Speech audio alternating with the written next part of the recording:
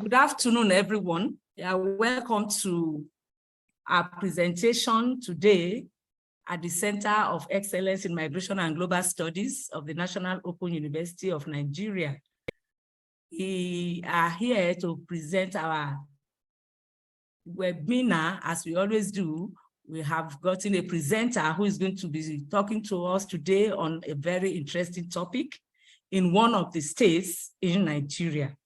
So I welcome you all warmly to this episode, and I want to say on behalf of the Vice Chancellor of the National Open University of Nigeria, you are warmly welcome. And I can see my senior colleagues online. I welcome you all, Professor Abdallah Adamu and Professor Tijani. I want to start by just saying one or two things about our center before I introduce the speaker of today. As always, just in case there's somebody who needs to know more about this center. Our Center of Excellence in Migration and Global Studies, is a TED Fund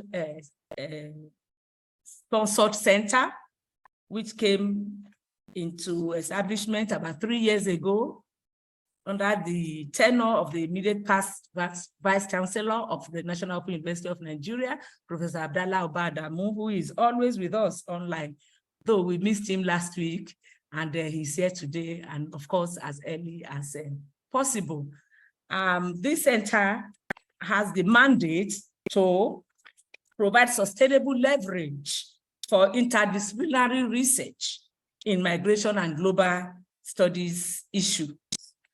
And it is also one of his mandates is also to serve as an agent of national policy for migration studies, to seek grants for academic activities and outreach for sustainability, to publish and sustain peer-reviewed academic journal and monograph series, to collaborate with stakeholders in the field and policymakers, to organize occasional seminars, conferences, and public lectures.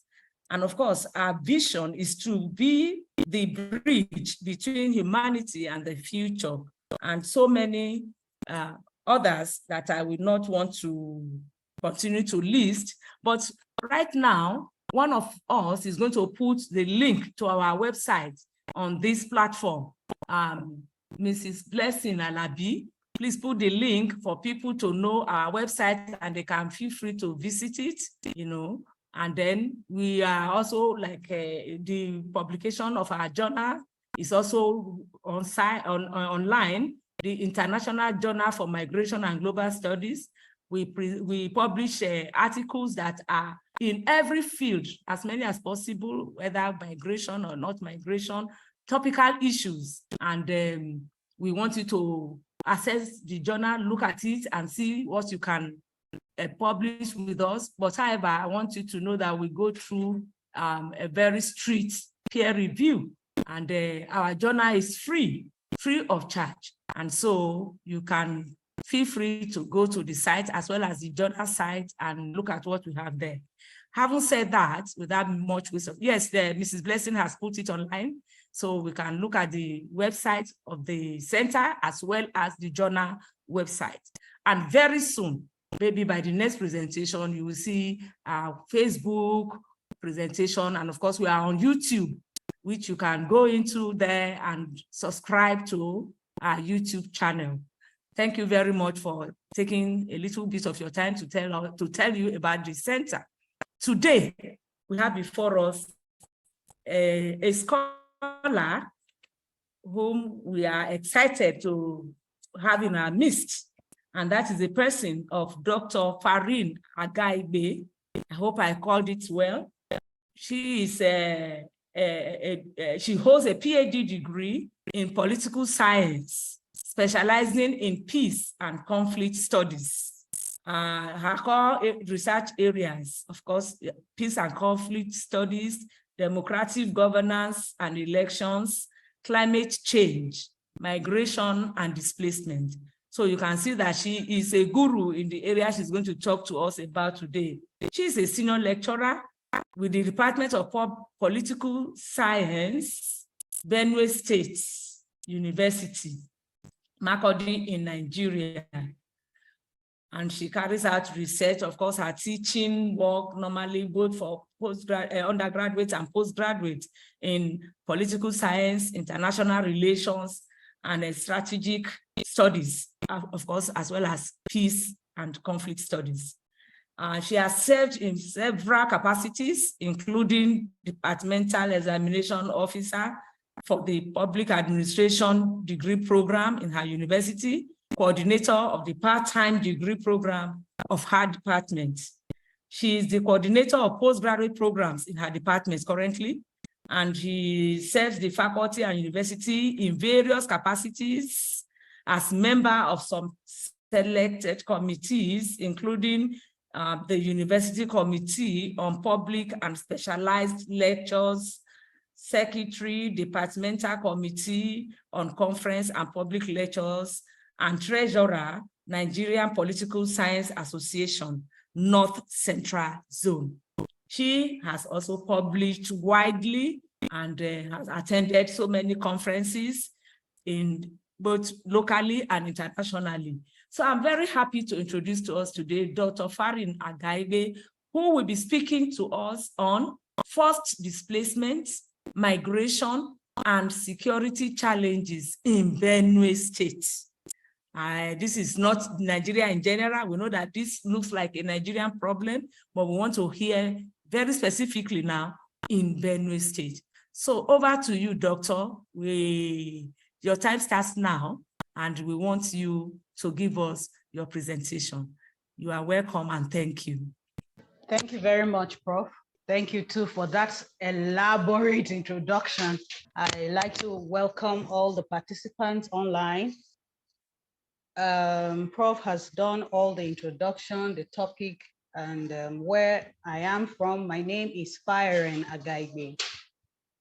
She did well, she tried.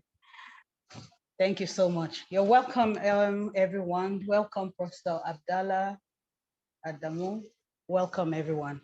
So my presentation today is going to be on forced displacement, migration, and security challenges in Benue State. Now, forced displacement remains one of the most significant humanitarian challenges facing the world today. And over the past decades, millions of people are displaced around the globe yearly. Just like Prof said when she was introducing the topic, it looks like a Nigerian issue and of course, a global issue. And we all know that displacement takes place. It has become almost like a daily thing. And the numbers are significant yearly, be it locally and internationally. So according to IDMC, a total of 59.1 million persons have been displaced as at the end of 2021. And of this figure, 53.2 million of this figure of 59.1 million were displaced by conflict as at 2021, and 5.9 million were displaced by disaster. That is to say that majorly, these are the major factors that cause displacement, being conflict and not disasters, be they natural or human-made. Of course, around here, we know that most of the conflicts, most of the displacements that take place around here are conflict-based, especially here in Benue State. So, like I said earlier, globally, we find issues of displacement, and global statistics show that in Asia and the Pacific, about 10.7 million people are forcefully displaced, while 9.9 million people are displaced in Europe. And all of these figures are from the total figure of 59.1 million that IDMC has given us. Now, of this continents that we have gathered their figures, Africa seems to be the highest, to have the highest figure, with 36 million people forcibly displaced as at the end of.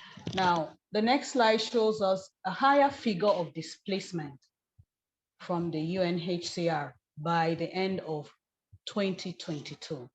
Now, this is because this figure almost seems to have doubled what we had by 2021. But these figures also include internally displaced persons, refugees, and asylum seekers. The figures from IDMC are majorly displacement by internally displaced persons and refugees. That figure from IDMC does not include asylum seekers, but the one from UNHCR by end of 2022, which is more comprehensive, has about 100 million persons displaced by 2022 all over the globe. So we can see from the figures we have from IDMC and this from the UNHCR, the figures of displacement are on the increase yearly. The figures before us from UNHCR has 59.2 million persons displaced by 2014, and by end of 2022, we have reached the 100 million persons.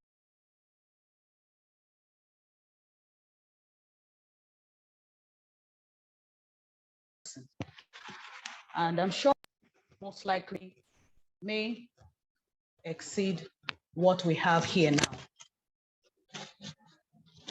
So I'll go quickly to conceptual issues. Forced displacement, forced migration are our main key concepts in this presentation. And so we're going to try to look at what exactly is forced displacement. And from this conceptualization, forced displacement is regarded as a forceful removal or movement of people from their locality or environment and routine activities. According to UNHCR, forceful displacement is an involuntary or coerced movement of persons or group of persons away from their home or home region because their lives and livelihoods and welfare have been placed at serious risk. So this is what displacement is: forcefully removing people from their homes, from their routine areas, from their comfort zone.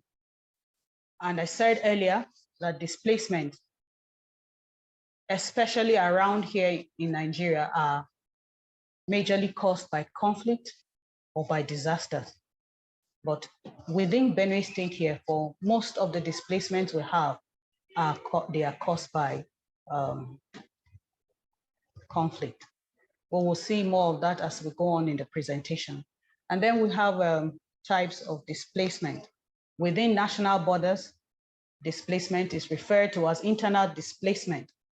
And this creates what we call the IDPs, the internally displaced persons. Persons that are displaced within national borders are who we refer to as internally displaced persons, popularly known as IDPs. Then outside national borders, that's across international borders, we also have displacement. And those persons that are displaced across international borders, we refer to them as refugees. And then forced migration. Forced migration is regarded as possible movement of persons from their original locations to another in order to escape persecution, conflict, repression, disaster, or any other situation that endangers their lives, freedom, and livelihood. According to Mafukidze, he says forced migration as the forceful relocation of people within space that involves their permanent or temporary change of residence. Now, I like to note that I have heard a couple of persons try to say that forced displacement and forced migration are one and the same thing. Now, from this presentation, or according to our conceptualization, forced displacement and forced migration are not the same thing, but I think that I want to establish rather that forced displacement is what causes forced migration. So that is to say that forced migration is a function of forced displacement. They actually do not mean the same thing, but are intertwined. The one causes the other. Forced displacement causes forced migration. So people tend to use them interchangeably, but I like to say they don't exactly mean the same thing. So this means that forced migration could be conflict-induced, it could be development-induced, it could be disaster-induced. Reasons for migration. I have a small illustration there for the factors or the reasons why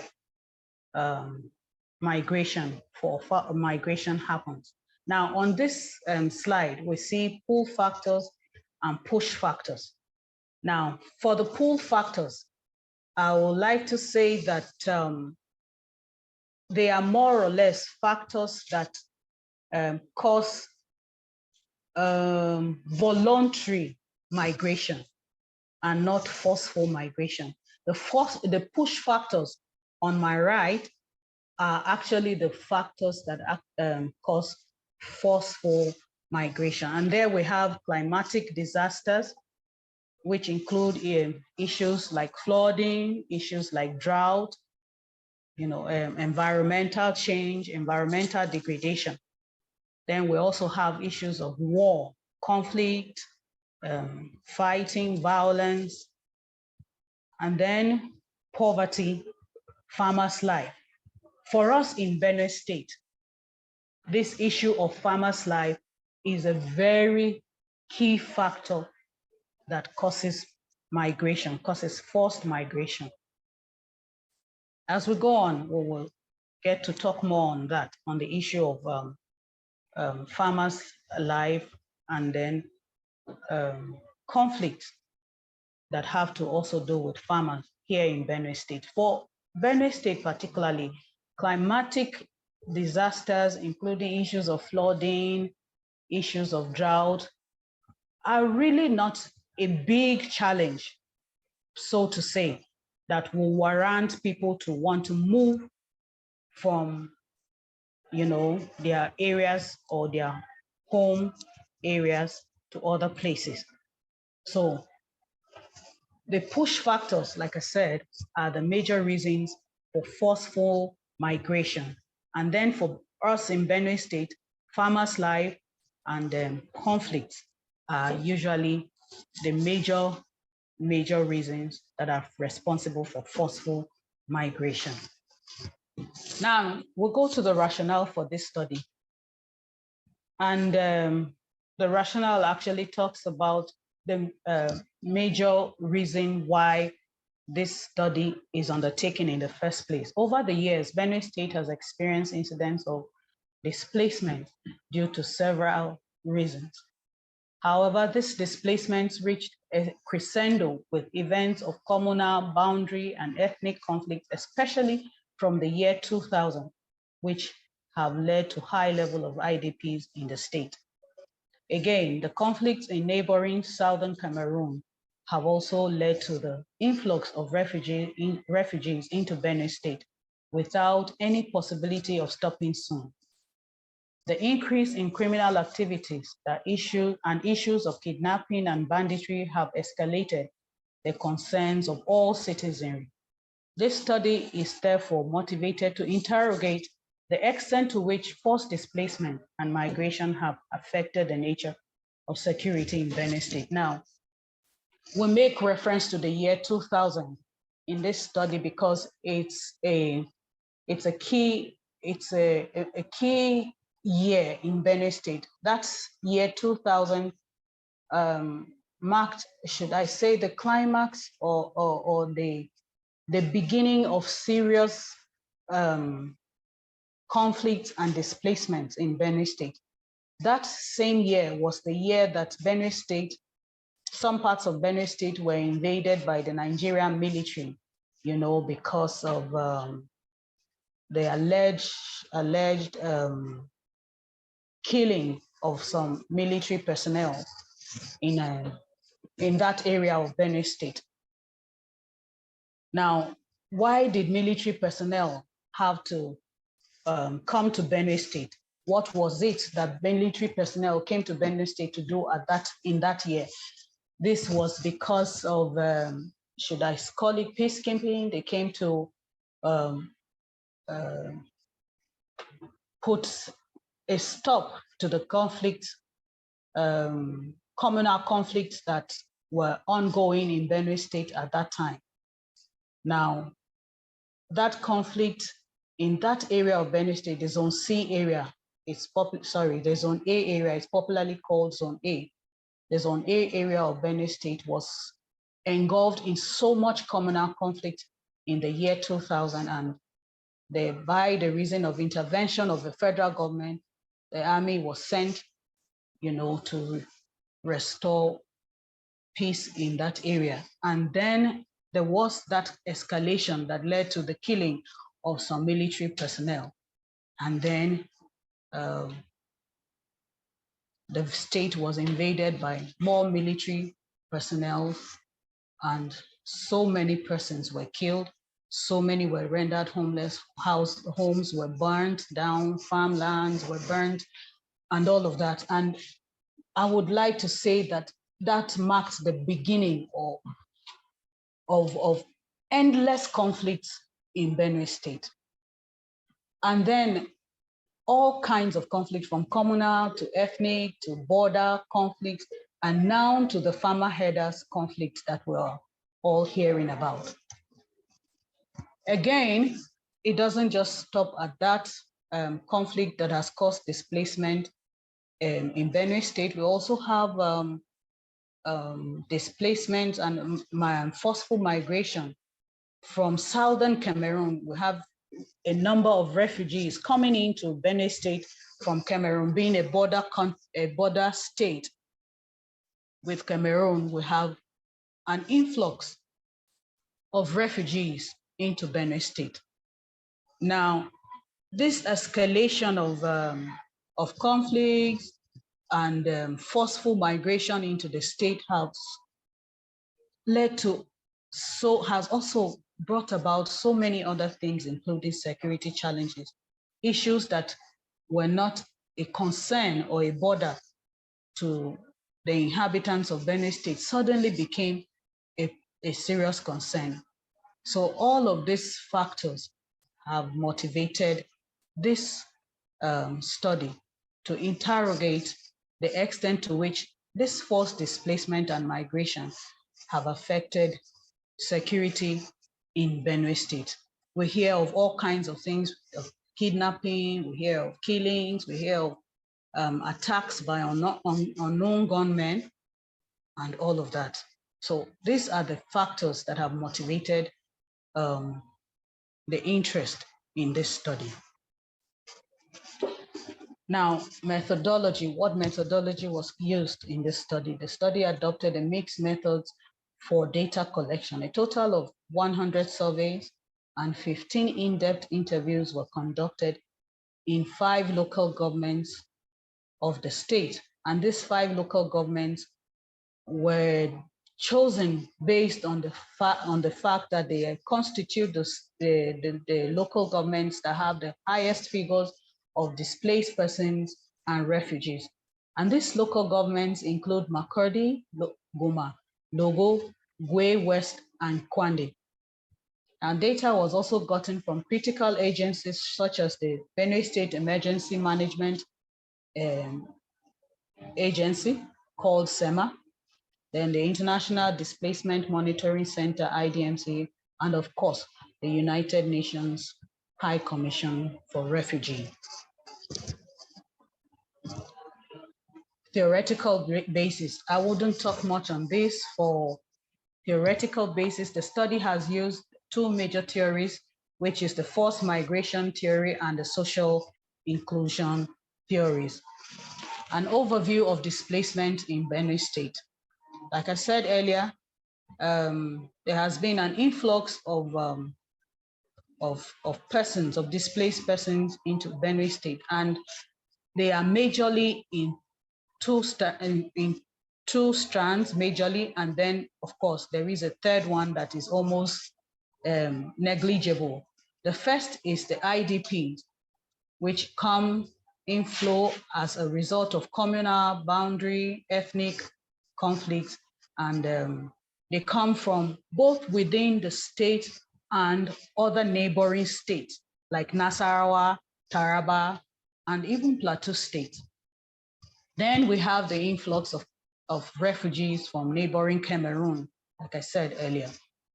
And the third one that I said is negligible are this rural-urban displacement and migration from urban to urban migration. This constitutes displacements from rural areas.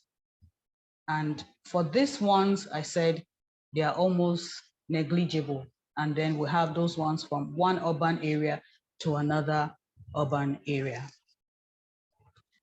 Now, what actually are the principal causalities of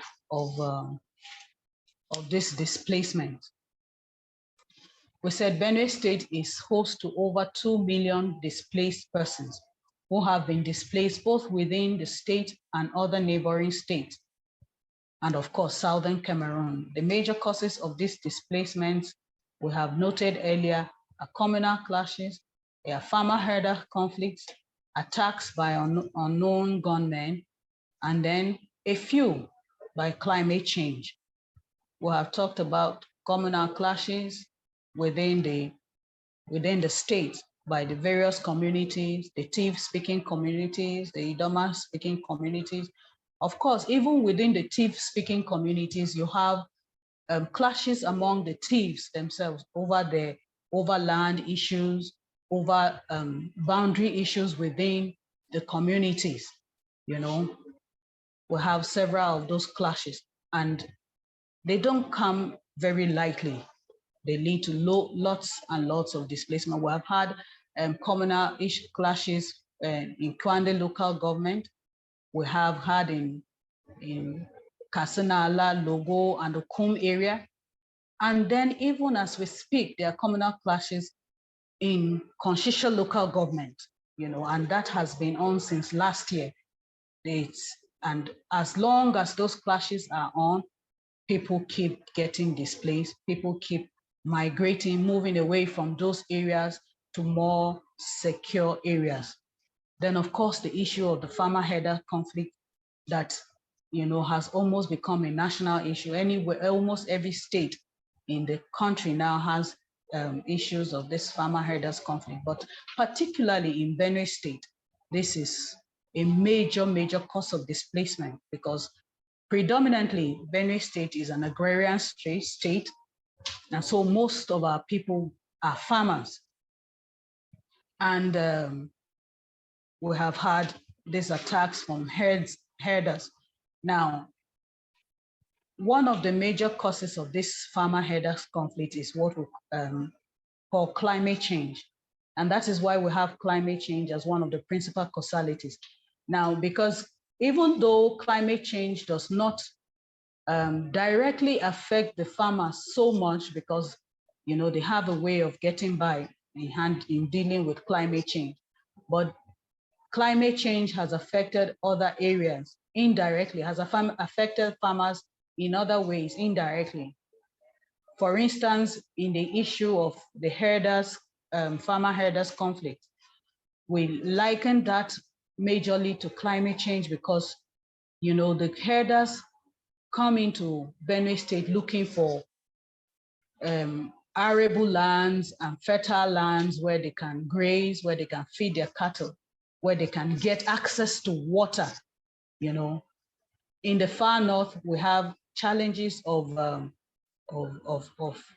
shortage of water because of insufficient rainfall and all of that. So you find that this herdsmen, several of these herdsmen move with their cattle into areas where they can find grazing land, where they can find water to take care of their cattle. And in the process of doing this, they interfere with the farmers who also try to find arable lands where they can farm, where they can grow their crops. And over the years, constantly, there have been these clashes between farmers and herders, causing a lot of displacement within Benue State, and then even the neighboring states of Nasarawa, of Taraba, and Plateau State. Then we also have attacks by unknown gunmen. This too is a factor of displacement. Even within the metropolitan areas, like in Makurdi Township, we have issues of attacks by unknown gunmen. We have IDP camps, host communities that are hosting these displaced persons. And right in the heart of Makurdi, right in the heart of the state capital, we have attacks on these displaced persons, either in the IDP camps or right there in their host communities. And this has also caused, I'd refer to that as second level of displacement, because they are displaced from their original communities into the communities where they have found themselves. We refer to that as destination. From their source, they've been displaced into the destinations where they are. And in these destinations, in these host communities, they are yet displaced again because of these attacks by unknown gunmen. So this has become a very serious concern and a serious challenge. Summary of IDP and refugee population in Benue State, Nigeria, but this is specifically for Benue State. And we see that the population of IDPs is almost 2 million, almost 2 million, is a little less than 2 million. Then we have the population of the refugees and then other migrants. When we put these figures together, we have about 2.2 million migration or migrants coming into Benue State. Then quickly, we have a pictorial view of some of the IDP camps. This is what some of the camps look like. I also like to say that we have over 20 IDP camps across Benue State. You have the official camps, which are about, excuse me, we have about 8 official camps. Now, when we say 8, we say official camps, we're referring to those camps that have been set up and are managed by the state government. Then we have about 20 other unofficial IDP camps. And then apart from the camps, we also have some host communities. Some of the displaced persons are moved beyond the IDP camps into their host communities, the communities housing the IDP camps. Now that's because the IDP camps are overpopulated with these displaced persons. And so there's a spillover into the host communities. And so these are just 2 slides of, or 2 pictures of some IDP camps that we have here in Benue State. The next slide is a refugee camp in Kwande local government. This refugee camp is managed by the UNHCR, is set up and managed by the UNHCR. This is the camp where, one of the camps where the refugees from Cameroon are kept. There is another one in another part of Kwande local government. And these refugees in these camps have all been profiled.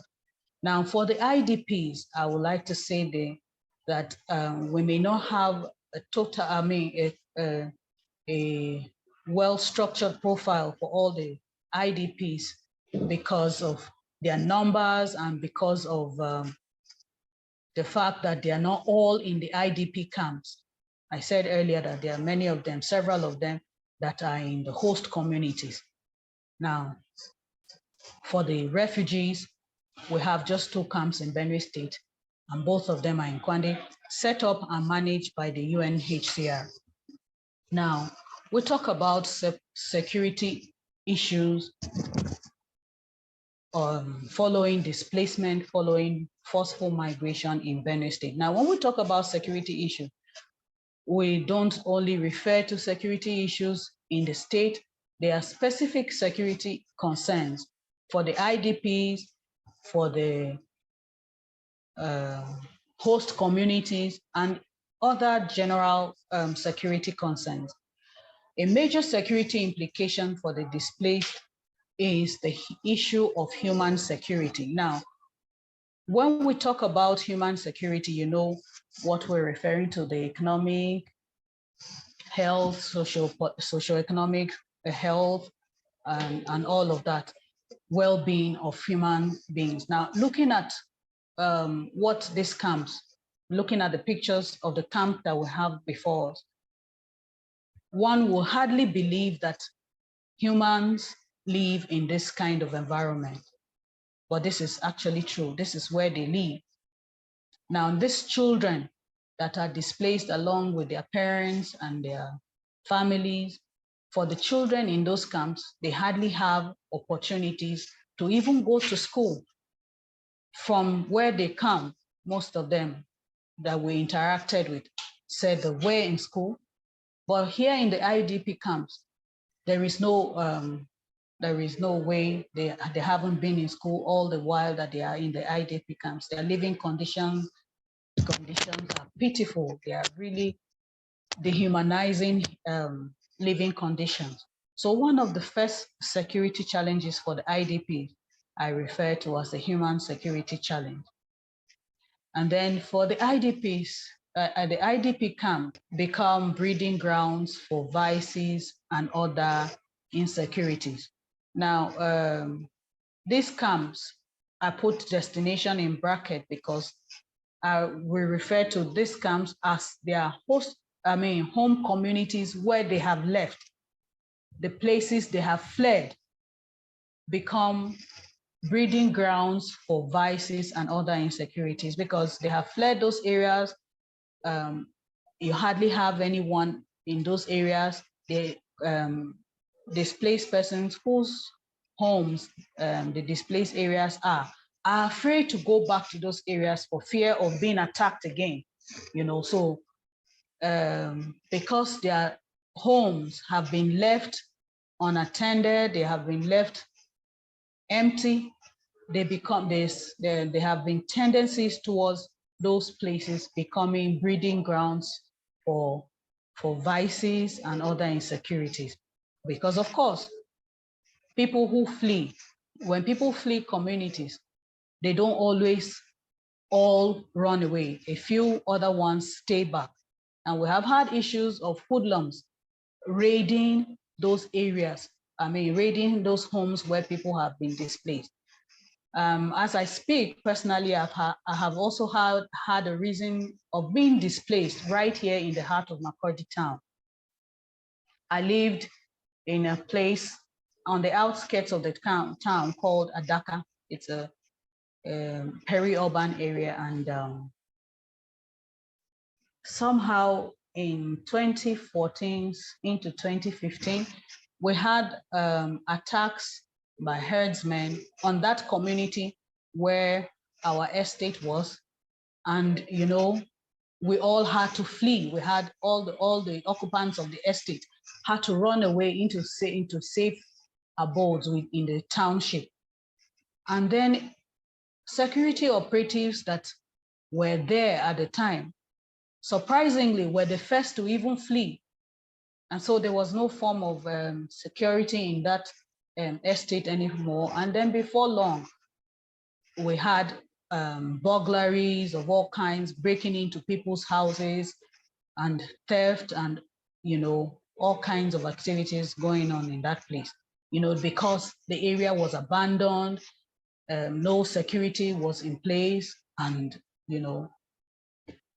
those kind of vices began to happen, breakage into people's homes and so on. So for the IDPs, they suffer the same thing too. And then I said that the IDPs are vulnerable and open to attacks, even right there in the camps, because they are not properly secured.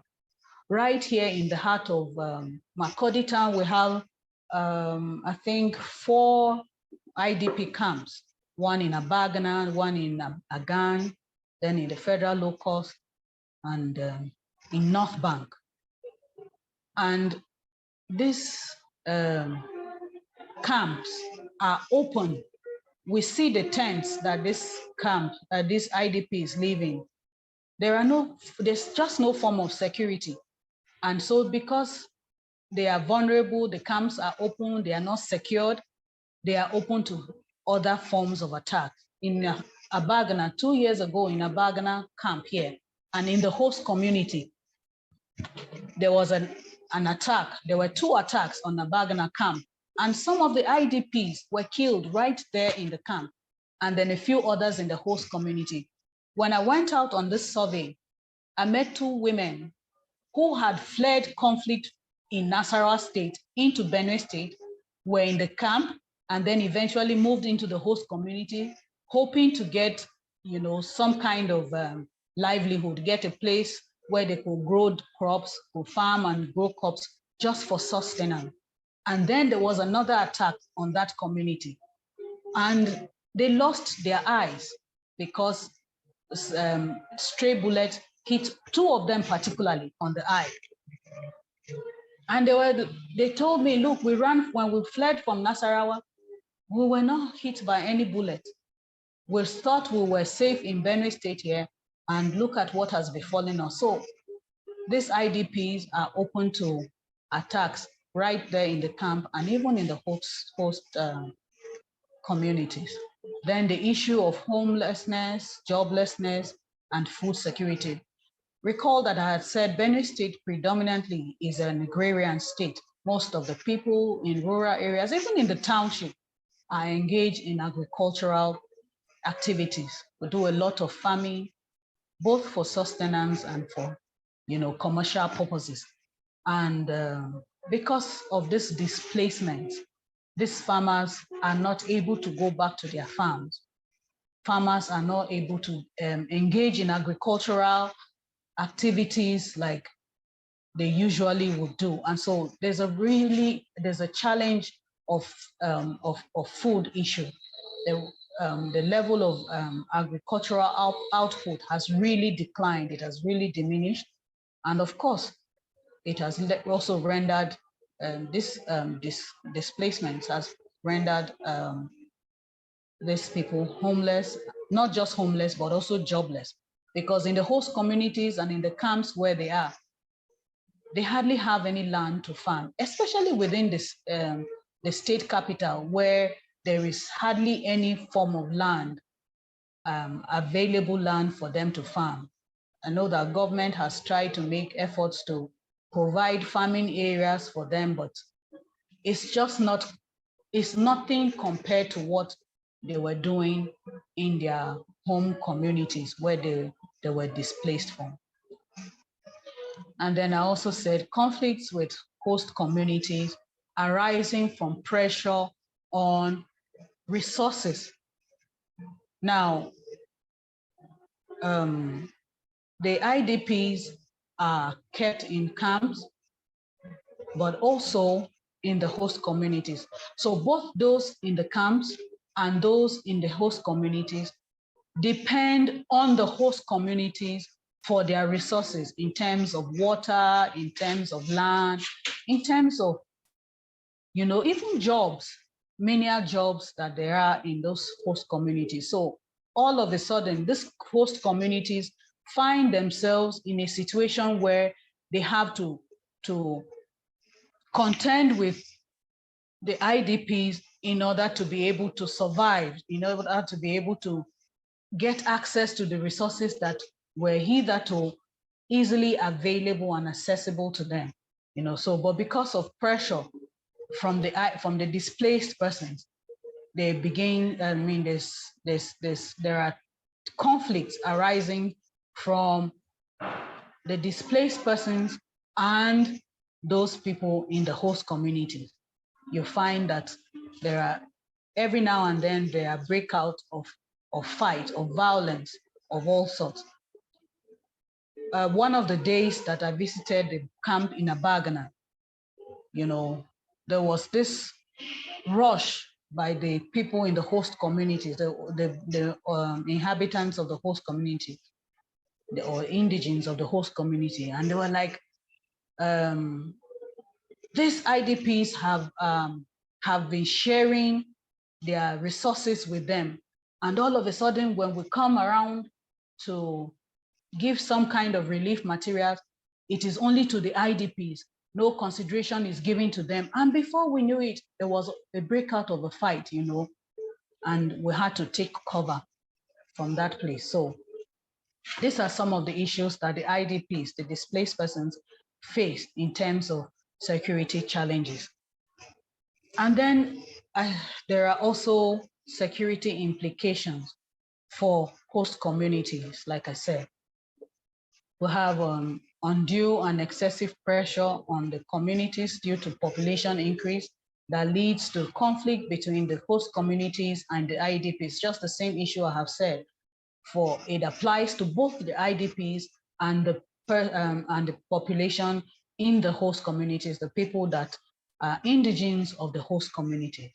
Due to population increase, there is a lot of pressure on their resources, and every now and then there are conflicts breaking out between the IDPs and members of the host communities. And then we talk about revolving insecurity in terms of attacks, like we have said earlier.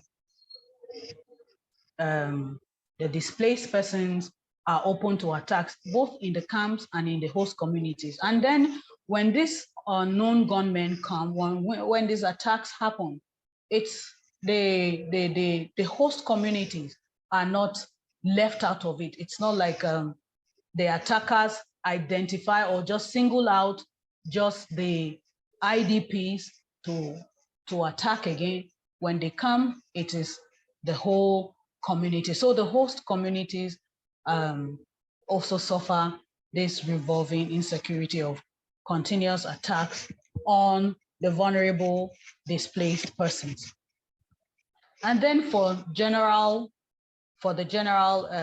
security implications of forced displacement and migration, we looked at abandoned spaces, which are the source. Those places that these people have left, they become a potential threat. I discussed this earlier too. They become a potential security threat, even to the whole state. Then we'll talk of ungoverned spaces. These places also become breeding grounds for crime, criminal activities, not just within the space of the places that are abandoned, but of course, when they breed all kinds of crimes, they go into the places, into this, the township, into the areas where people are, and commit these crimes and find a way of running away into hiding. And it's not easy to find these people because they are in areas that ordinarily people fear to go into. And then there is also the issue of increase in crime rates due to joblessness and inadequate handouts to the displaced person. I like to say that even the displaced person, they have tendencies towards big criminal activities when, excuse me, when they are unable to find a livelihood for themselves, when they are unable to go on with the activities, the farming activities that they were doing in their home areas. They become criminal minded because there's this popular saying that an idle mind is a devil's workshop, you know. So ordinarily, the things that they wouldn't think about, they begin to get into them, you know, because they are able-bodied young men having nothing to do. So the next thing is they get into criminal activities, and before you know it, the whole area becomes insecure because we have so many of them around. We have had issues of kidnapping severally, again and again, all over the state, from Makurdi, the state capital, and up to other urban areas of Boko or Botuko, you know, issues of kidnapping and killing. And, you know, these are things that we didn't hear about before in this town, in this state, in Benue State. You know, Benue State was somehow known as a very peaceful state. Benue State was known to be a very welcoming place, you know, and then all of a sudden we become a security risk because we have able-bodied young men who are all over the place, who are jobless, who are unable to put their energies into productive activities. So this becomes a serious security threat. Then we also have the issue of food security, as agricultural activities have been greatly affected by the displacement, and so agricultural activities have declined, and so is food production has also become marginal because people are not able to go to their farms and are not able to engage in productive activities. Now, in conclusion, I like to say that it has been established that the influx of forcefully displaced persons into the state exerts not just environmental and resource pressure on the state due to increase in population, but also pose serious security issues both to displaced and to the state, to the displaced and to the state at large. It therefore behoves on the state to strategically find ways to address these issues. One of the suggested ways or suggested recommendations to handle this issue and also take care of the concerns of the displaced persons. I know that the state government, in collaboration with national emergency management that has a state office, and the UNHCR have done so much already, but it's not enough to particularly take care of the needs of the displaced persons. So it lies with the state government to find new ways, new avenues to take care of these needs of the displaced person, giving them a sense of belonging, a more decent and modest livelihood that will take care of their needs. And then I also said that governance should be more inclusive, given the diverse nature of human societies, given the diverse nature of what is obtainable in Benue State, the IDPs, the refugees, and then the people in the host communities. The government has to be more inclusive, giving room to the interests, the needs, the aspirations, and concerns of all that are involved in the state. This will help go a long way to take care of some of these conflicts and some of the criminal activities that are breeding in the state. Then I also said that Benue State government must be proactive in developing new security architecture to decisively address these security issues, especially within the camps and within the host communities. This is done. Benue State can do this not just in isolation, but in synergy with neighboring communities, neighboring states, where we have an influx of persons coming from Nasarawa State, from Taraba State, and even from Cameroon. Benue State can do this in synergy with these states and with Cameroon by developing an early warning mechanism that will prevent the escalation of conflict and reduce or minimize the displacement and forceful migration of members of their communities. Thank you so much for that wonderful presentation.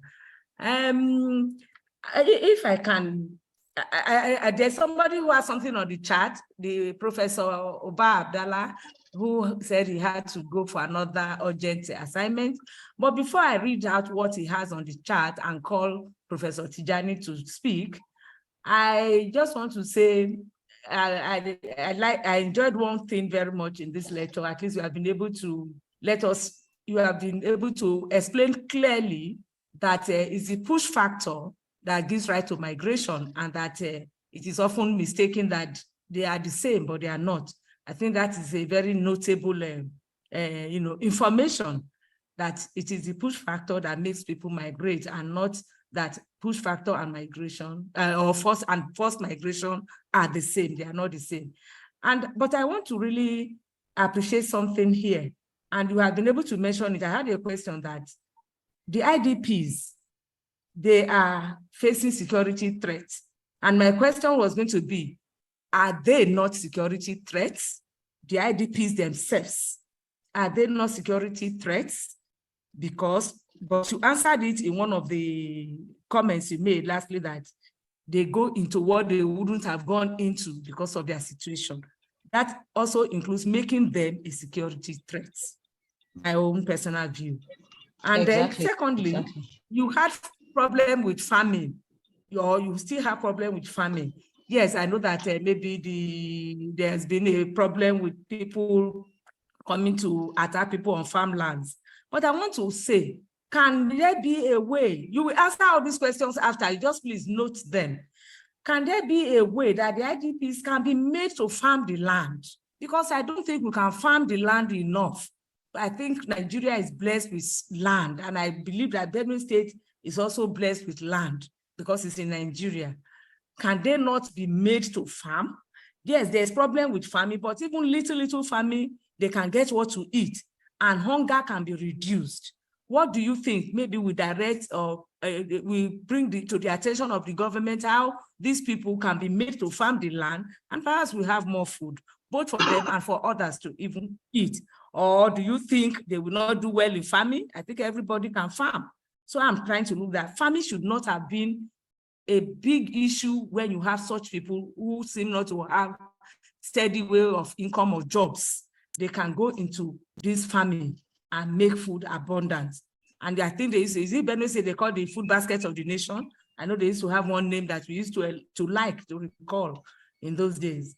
So I just put these thoughts forward, and I know others are going to also say some more things, and I want to give them chance. But before I call Professor Tijani, let me read out what Professor Abdallah said long before he left, so that Professor Tijani may also look along that line. He said, sorry, everyone, I have to leave now as my urgent attention is required elsewhere. Good presentation.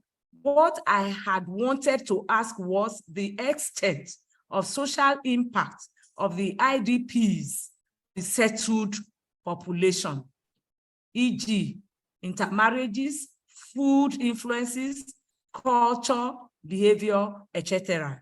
So I think you put that in one of the answers you give after everyone has given. I want to appreciate you one more time for this presentation. So Professor Tijani, over to you, sir. And I also use this opportunity to greet Emeritus Professor Bewaji. I've seen him on the that is online. You are welcome, sir. So Professor Tijani, your comments, sir. Thank you. First and foremost, I want to thank the presenter for an eloquent and rich presentation. I think learning occurred, and I think I believe 2 out of the 3 doctoral students that I'm supervising or co-supervising at NOUN are on this platform, and one of them is working on Benue. So we will link up with the presenter. There's a lot to learn. I also want to say that the issue of migration and displacement and all other buzzwords have been clearly, unambiguously discussed, or at least explained, not discussed, explained for the ordinary men and women that would like to see them as the same. Having said that, I think the paper could be enriched with more of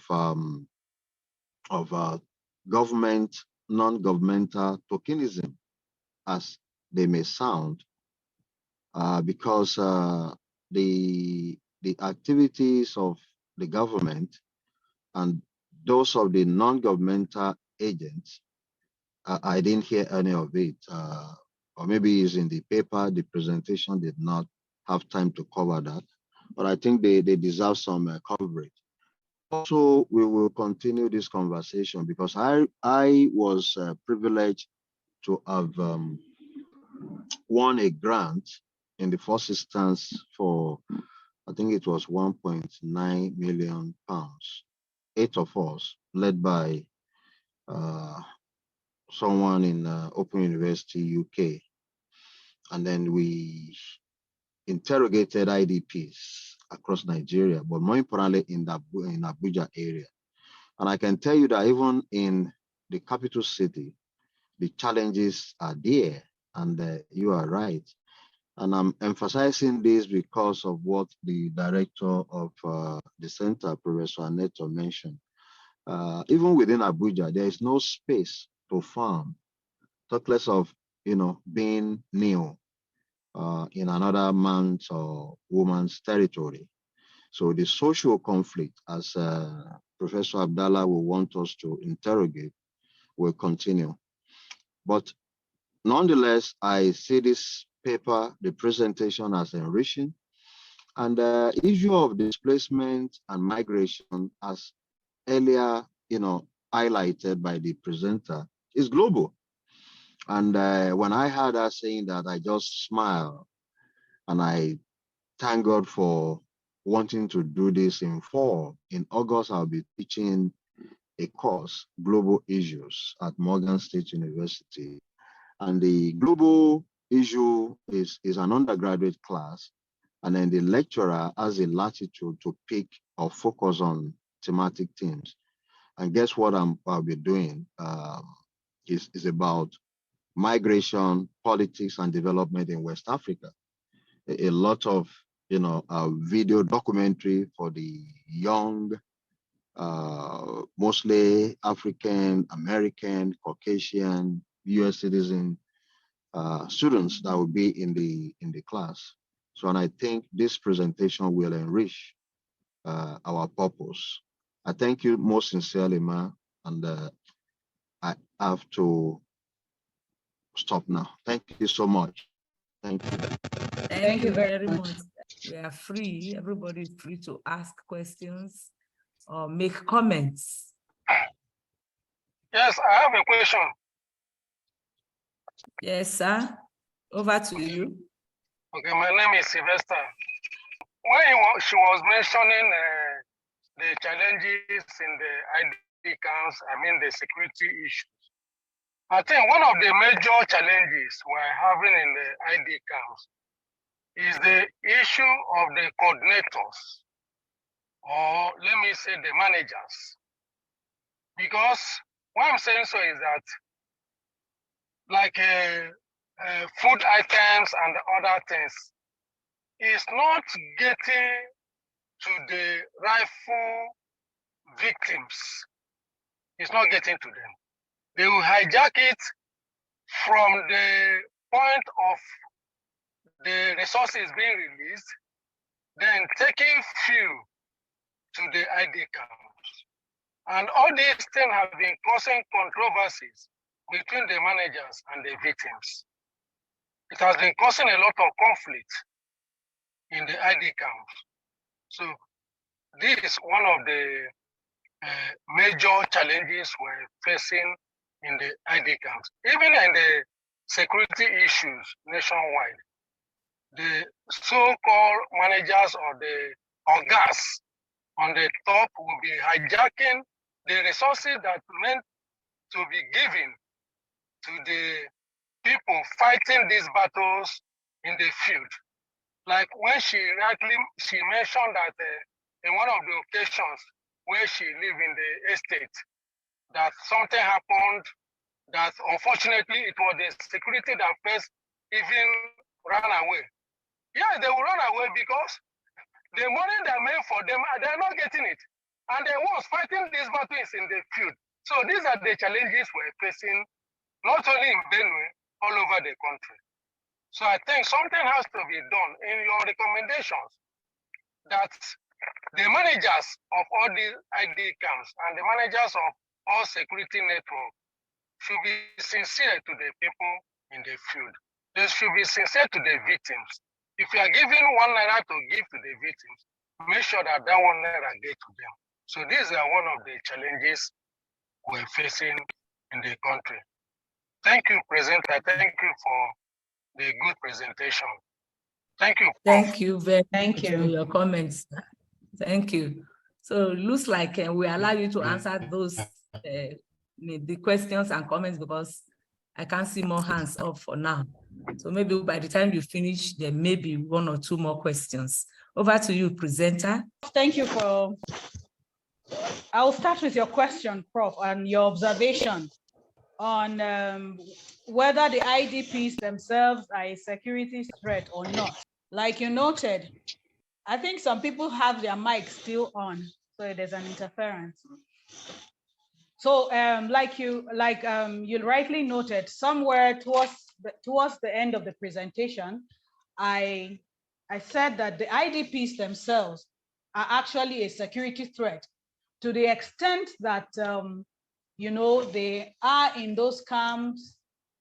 They have been taken away from their livelihoods, from what they used to do. They are in these camps with very little or nothing to do. And even the few who find what to do, it's not sustainable. It's not enough to sustain them. We have some of those IDPs that become bike riders, who become bricklayers, laborers, daily laborers.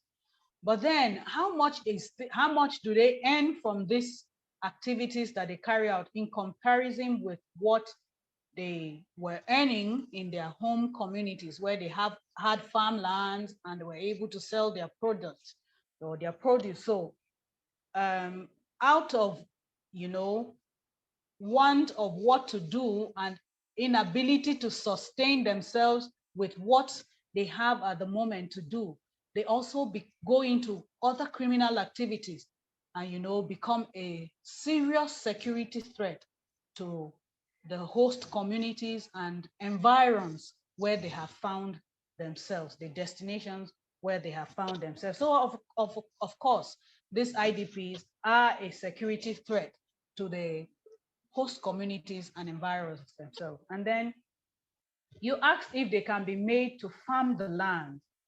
And the other observation from that prof that says he has students from National Open University. Professor Tijani. Professor Tijani, exactly.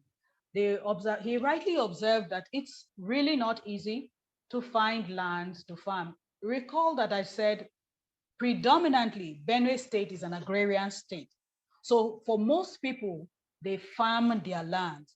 So these displaced persons have left their lands, come into new areas. So it's a bit difficult to find lands, free lands where they can farm. Now I know that in my interaction with them, they said they have had reason to lease land from the host communities. They give them land for a token, but what they pay for those lands is not commensurate with what they get in return, because the land is little. And then when they get to farm, much of what they farm is for sustenance. They are not able to, sell to recover money to pay for hiring this land. And then you also mentioned that Nigeria is blessed with so much land. Yeah, that is very true. But land in Nigeria belongs to government. So it behoves on government to be more proactive. Like I said in my recommendation, it behoves on government to be more proactive and decisive in how to meet the needs of these IDPs.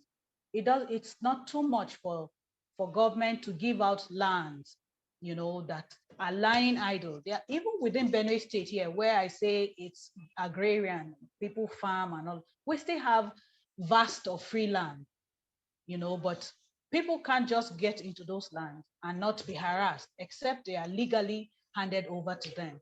So it lies with government to be decisive regarding the issue of giving out lands to the displaced persons who are in the IDP camps, who are idle, who are posing a security threat to the host communities, for them to engage in productive and meaningful activities. And then to Professor Adala's observation and the question, he says the impact of the IDPs on settled population. I want to believe that is the host communities.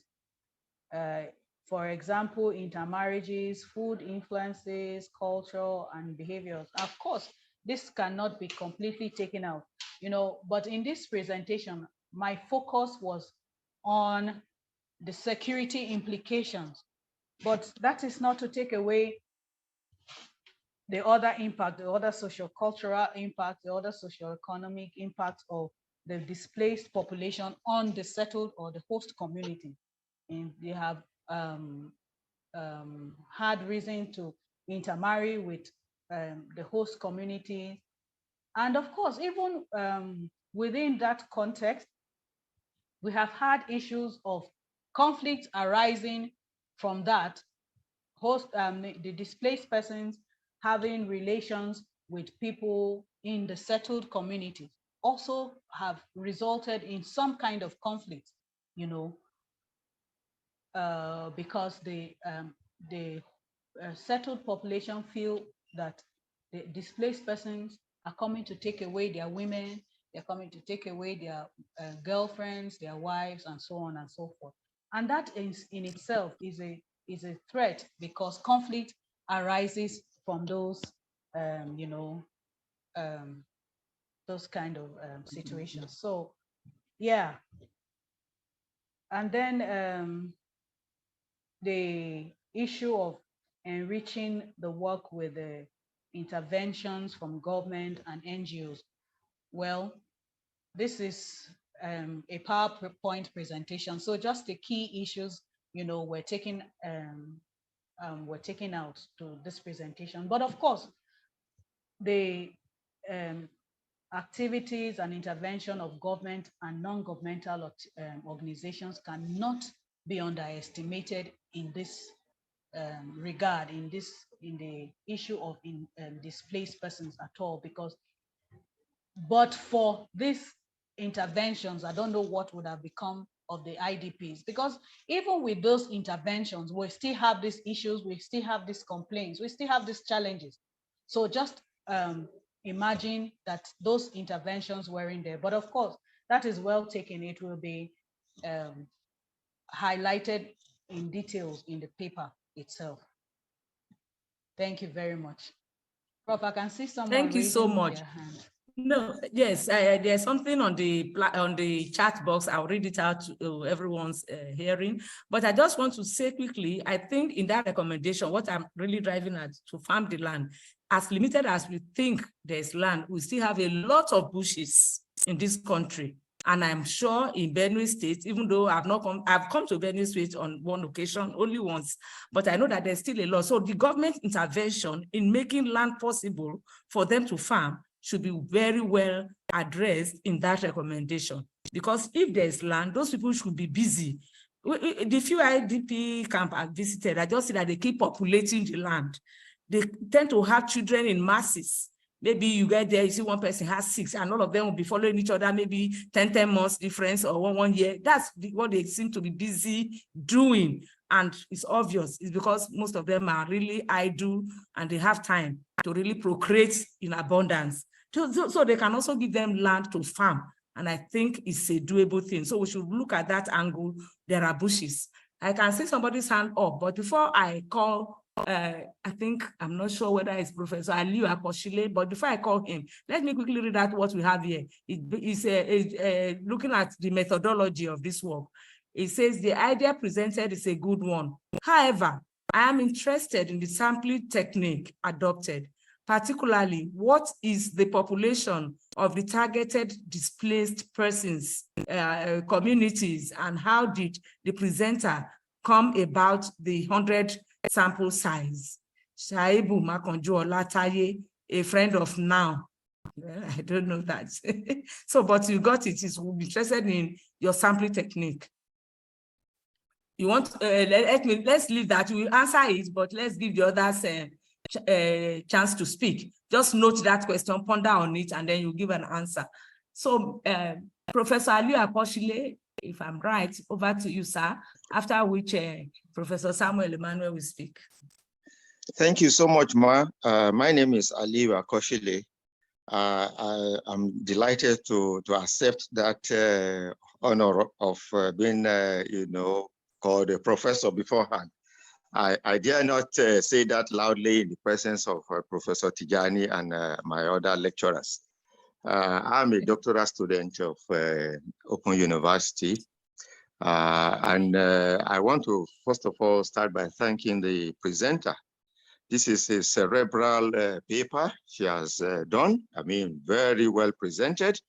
I took special interest in the topic because my doctoral dissertation is also on Benue State.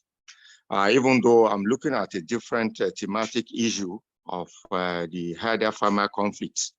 But there is no way I will, come to a conclusion on that without talking about the issue of displaced people and the migration. So I want to thank her for a clinical analysis of this topic. Two things I want to, make a comment about. My colleague Sylvester tried to address one, but I will be frontal by calling it, official corruption. He didn't use the word corruption, but I think it's part of it in a situation whereby monies were voted for displaced people, resources were donated by NGOs, and somehow, most of those things got vanished in between the place of donation and the various camps. So that is that in itself could escalate the crisis or the conflict situation amongst the camps and the displaced persons.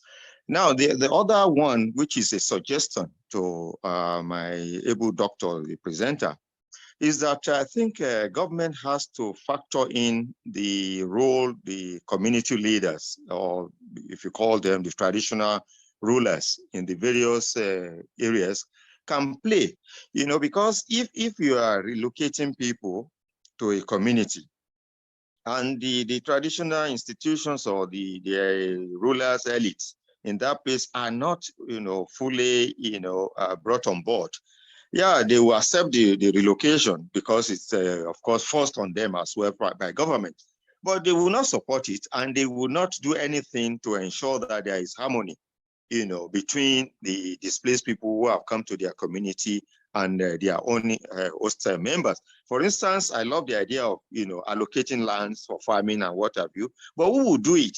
It is the local people who owns the land, and unless they are carried along, they will not willingly, want to support it. So I think that is very critical in the area of recommendation for government to ensure that, community leaders are taken, into confidence whenever they are relocating people who have been displaced. Thank you so much for this opportunity. And I want to thank Prof for your able coordination as well. Thank you so much. Thank you so much for your input to this discourse. Yes, over to you, sir. Good afternoon, everyone. My name is Samuel Emmanuel. Actually, I'm not a professor. I'm an MSc student from Benue State University. You are given one right now. Thank you, Ma. So I actually wanted to react on what you said about allocation of land to these displaced persons in other communities. One of the issues that I have noticed that may arise in the long run is the issue of trust, because you do not have a specific timing on when this conflict will be resolved. So if you assign allocation of land to these displaced persons to farm, the host communities have issues of trust, because we've had cases in Benue State where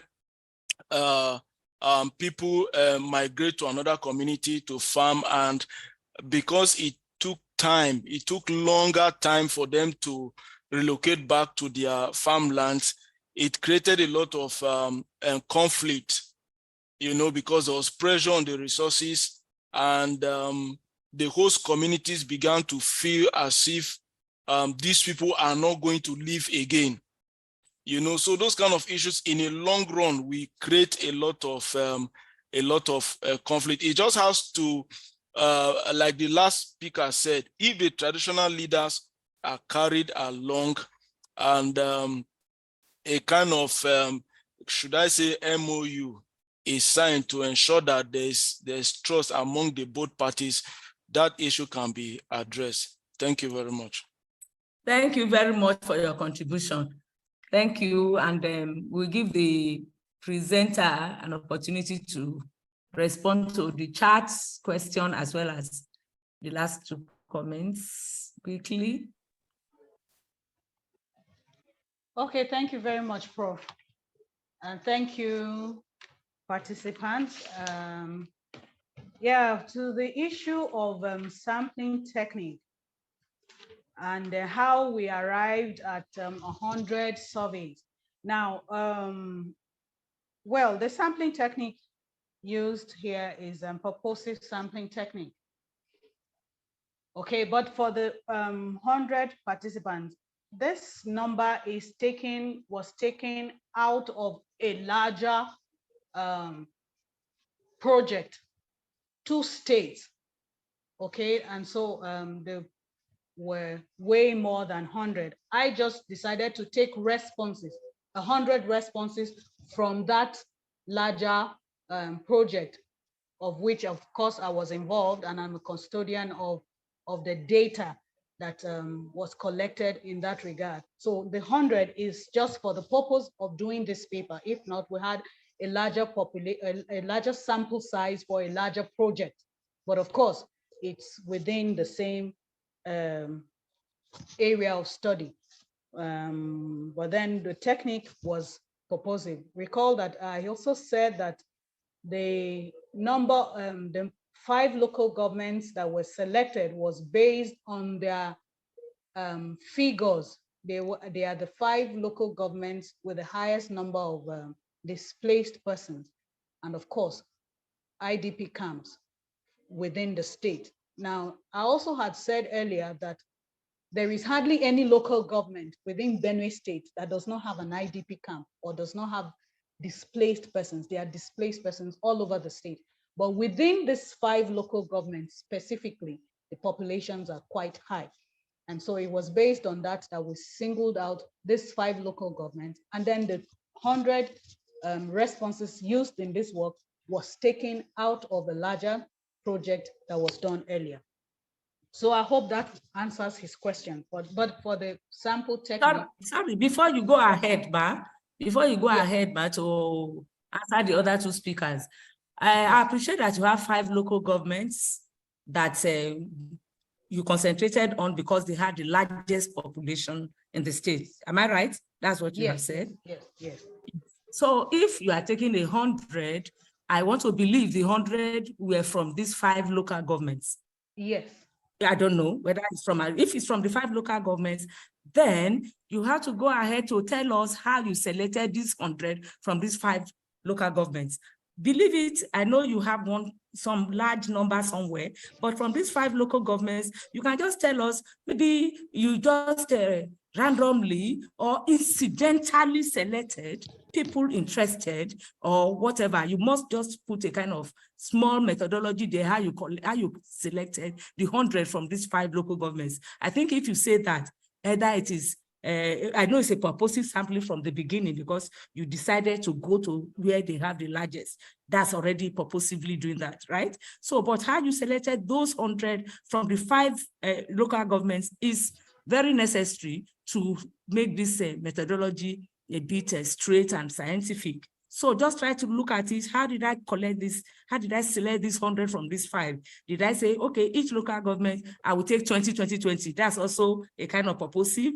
Then how did I select those 20 from each local government? Did I give them equal chance, 2020, or in those 5? Is it that there are more people in some than the others? Try to put in a kind of, strict methodology in that selection criteria so that it will be more scientific.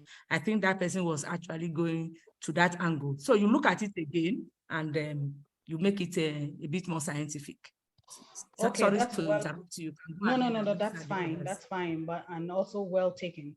I'm going to include that in the full paper. The other one from Professor Liu said, government has to factor in the role of community leaders who are custodians of both the people and their land. Well, yeah, that is well taken, but that's I want to believe that is for specifically for those host communities where you find those IDPs. Now, these community leaders, I had said earlier that I was involved in another project, we carried out another project, and of course, in that, the community leaders were part and parcel of our interaction. We interacted with the community leaders, and of course, I know that if government is going to do anything in any community, the community leaders are taken into consideration, they are consulted. Well, it may not be community leaders at the level of the community, but even in communities, you have a hierarchical order of leadership. So, but it's well taken. Leaders, I want to believe that's part of a recommendation that leaders, community leaders be consulted, especially in host communities where the intention of government is to allocate land. Now, when I talked about government taking decision to allocate lands to the displaced person, in my mind's eyes, I wasn't exactly looking at those host communities where these displaced persons are. Away from those host communities, we also have lands, even within Benue State, we have lands that are free, and those lands are owned by government itself. They don't exactly belong to any community. So when I said government can take decision to decide to allocate those lands to these displaced persons for farming, that was what came to my mind. And nonetheless, these displaced persons who are in host communities, and those communities have community leaders. So it's now out of place for government to involve those community leaders of those host communities when it wants to allocate parcels of land to IDPs for their farming activities. So it's also well taken. It's a well taken recommendation, and it will also be added to the recommendations on the paper. And then for Samuel Emmanuel, I thank you for your comment. That's my MSc student. He's my student at the university. So I want to first of all thank him for participating, and then thank him for that observation too. And well, he's also taken. Thank you so much, Dr. Agagbe. You have been wonderful. Every bit of this presentation has been very well enjoyed by, though very few of us. I was expecting so many people from your university to be on this platform. And that's why I was saying you should make sure you give the invitation to everybody in your university. But I so tried. they come and see how beautifully you have performed and how you beautifully you have represented them. It's been a pleasure having you on this platform. And for me, it looks like there aren't more questions. and we are going to look forward to this paper. Somebody said a copy of the main paper, and you are going to see it online. Our journal is online. So when she presents it, we go take it for peer review, after which if it is acceptable or there are amendments or corrections, she will make them. And of course, be sure it will be published in our journal free of charge.